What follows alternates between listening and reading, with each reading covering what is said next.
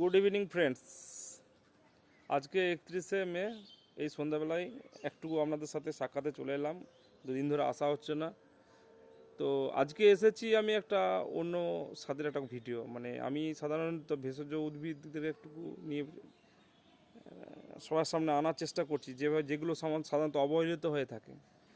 আজকে যে একটি গাছ দেখাবো ছোট্ট মতো, এটাও রাস্তাঘাটে অবহেলিত সম্প্রদায়ের মধ্যেই পড়ে যায়। এটার নাম হচ্ছে ইউফোরবিয়া হির্তা। গাছটা আপনারা দেখুন, আপনারা সচরাচর দেখতে পাবেন একদম রাস্তাঘাটে, পথে ঘাটে, চলে জঙ্গলে পেয়ে যাবেন। এই যে দেখুন, ঠিক এই গাছটি।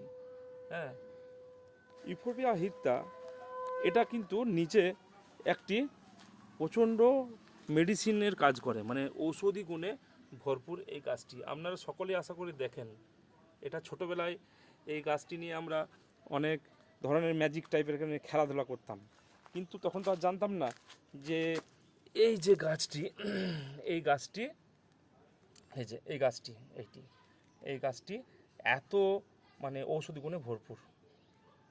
তো এই গাছটি সাধারণত গ্রীষ্ম প্রধান এই এলাকাতে আর কি এটি জন্মায়, এবং যেখানে প্রচুর রোদ্দুর আছে, এই গাছটি প্রধান বৈশিষ্ট্য হচ্ছে এটাকে রোদ কনজার্ভ করে। খুব রৌদ্র জায়গাতে এই গাছটি জন্মায়, আর এই গাছটা ওষুধি গুণ মানে ভরপুর ভরপুর মাত্রা। অনেক মানে হাতের কাছে রয়েছে, আপনি জানেন না, কিন্তু সেই কষ্টে আপনি ভুগছেন।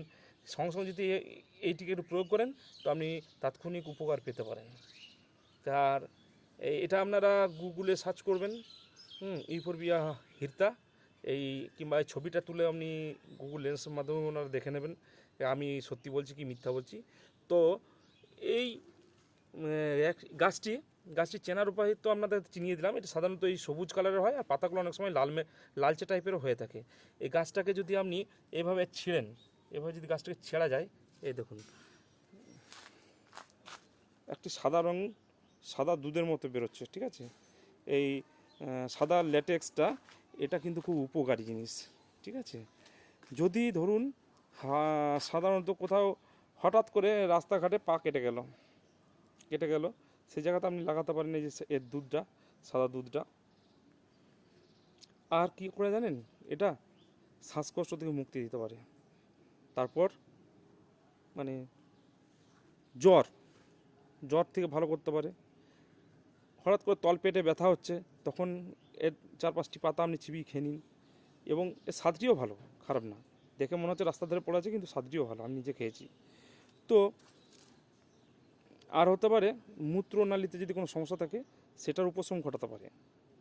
আরও এর বিভিন্ন উপকারী দিক রয়েছে। বন্ধুরা, এটিকে সবাই দেখে রাখো, চিনে রাখো, আর যদি সময় মতো কাজে লাগাতে পারো সেটা চেষ্টা করো।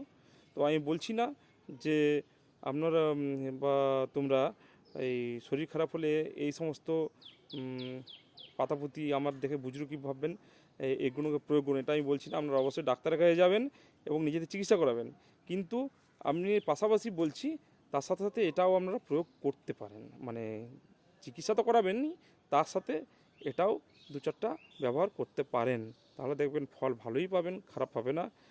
আর এই বন্ধুরা, যদি আমার এই ভিডিও ভালো লাগে আর আপনাদের কাজে লাগছে মনে হয়, তাহলে অবশ্যই লাইক, কমেন্ট এবং শেয়ার করবেন। ধন্যবাদ।